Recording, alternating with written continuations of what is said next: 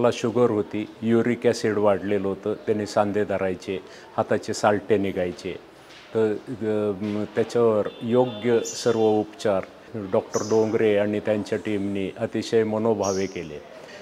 सकाळी उठल्यापासून जलनीती, I wash, गंडूशपासून योगानंतर असणार शुगर टेस्टपासून सर्व क्रिया, ठरवून दिलेलं कार्डप्रमाणे अन्न.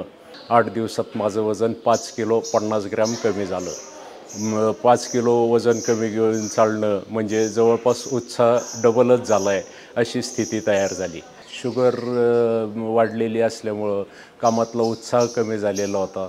तर आता शुगर माझी 93 ते 129 अशी कोणतीही गोळी न घेता भरली आहे इथल्या उपचारांनी.